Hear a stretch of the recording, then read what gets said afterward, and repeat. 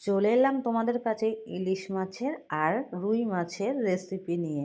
তো বন্ধুরা, এটা রেসিপি প্লাস ব্লগ ভিডিও তোমাদের কাছে আজকে নিয়ে এলাম।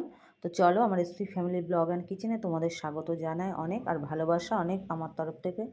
তো বন্ধুরা, আজকে নিয়ে এসেছিলো ইলিশ মাছ, আর ছিল না ঘরে আমার, মানে রুই মাছ ছিল 2-3 পিস। তো আমি না জানতামই না, ভুলেই গেছিলাম। যাই হোক, ইলিশ মাছ নিয়ে এসেছে যখন ওইটাও রান্না করব, আর এই 3 পিস রুই মাছটা রান্না করেও রাতে খাওয়া যাবে।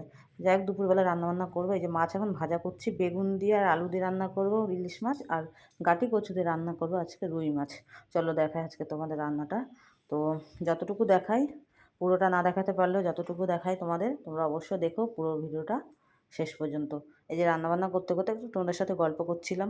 তো কি গল্প করছিলাম, এই যে বলছিলাম যে মাছটা ছিল ফ্রিজে, আমি জানিই না। যদি জানতাম তাহলে মাছ আনতে বারণ করে দিতাম বড় মশাইকে, তাহলে এই মাছটা একদিন হয়ে যেত। যাই হোক, মাছটা এনেছে ভালোই হয়েছে, আর মাছ রেখে দিয়েছি। মাছের মাথাও এনেছিল, রুই মাছের সব তুলে রেখে দিয়েছি, পরের দিন খাওয়া যাবে, তাই না? তো এদিকে মাছ ভাজা করছি, এদিকে বেগুন আলু মালু সব কেটে নিয়েছি। আর এইটা কি মাছ একটা জানো, ভোলা মাছের মতন, মানে শক্ত ওরকম টাইপেরই, কিন্তু এটা কি মাছ আমি ঠিক বলতে পারছি না। আর এদিকে রান্না করবো বেগুন দিয়ে আলু দিয়ে সর্ষে পোস্ত দিয়ে একটু ঝোল করব, মানে হালকা ঝোল, ইলিশ মাছটা। তো চলো রান্নাটা করি। আর আর করব হচ্ছে মশলা দিয়ে একটু কষা কষা করে রুই মাছটা। তো মাছটা করার পরে তোমাদের আবার রুই মাছের রেসিপিটা দেখাচ্ছি। তো এই যে মাছ আমার ভাজা হয়ে গেছে, এরপর আমি কড়াইয়ের মধ্যে দিয়ে দেবো একটু কালো জিরে ফোড়ন, মানে মাছ ভাজার পরে বেগুন ভাজাটাও করে নিয়েছিলাম।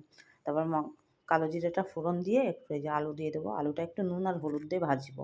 আমি নুন আর হলুদ দিয়েই ভাজি, ভেতরে না ভালো করে সেদ্ধও হয় আলুটা, আর খেতেও কিন্তু খুবই ভালো লাগে। তো এইভাবেই ভেজে নেবো লাল লাল করে। লাল লাল করে ভাজা হয়ে গেলে যে সর্ষে পোস্তটা, আমি আর বাটিনি জানো তো, এই গুঁড়ো কিনে নিয়ে এসেছিলাম, সেটাই রেখে দিয়েছিলাম।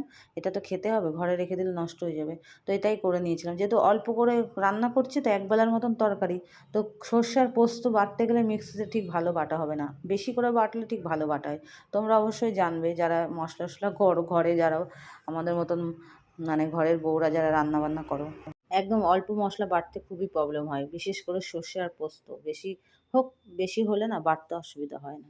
তো ওই জন্য একটু গুঁড়ো, মানে গরম জলে গুলিয়ে নিয়েছিলাম। এই যে আলুটা লাল লাল ভাজার পরে দুটো গোটা লঙ্কাও দিয়ে দিয়েছিলাম একটু চিড়ে, আর ওই সর্ষে পোস্তটা দিয়ে একটু নাড়িয়ে চাড়িয়ে দিয়েছি, একটু নুন হলুদও দিয়েছিলাম, দিয়ে একটু কষা কষা হয়ে যাওয়ার পরে জল দিয়ে দিয়েছিলাম। জলটা দেওয়ার পরে এ দেখো একটু ফুটে গেছে যখন, আলুটা সেদ্ধ হয়ে গেছে, আমি মাছ আর বেগুনটা একসাথে দিয়ে দিয়েছি। দেখো আমার কমপ্লিট হয়ে গেছে মাছের ঝোলটা, মানে ইলিশ মাছের ঝোলটা বেগুন আলু দিয়ে সর্ষে পোস্ত ঝোল।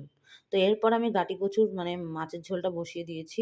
এখানে তেলের মধ্যে কালো জিরে ফোড়ন দিয়ে গাটি কচু আর আলুটা ভেজে নিয়েছিলাম নুন হলুদ দিয়ে। তারপরে আদা রসুন পেঁয়াজ কাঁচা লঙ্কা জিরে গুঁড়ো ধনে গুঁড়ো সব মশলা দিয়ে আর নুন হলুদ দিয়ে এটা ভালো করে কষিয়ে নিচ্ছি। কষানোর পর জল দিয়ে একটু ফুটে গেছে, তারপরে মাছ দিয়ে নামিয়ে নিয়েছিলাম। দেখো আমার রান্না বান্না সব কমপ্লিট। কেমন লাগলো বন্ধুরা ভিডিওটা জানাবেন।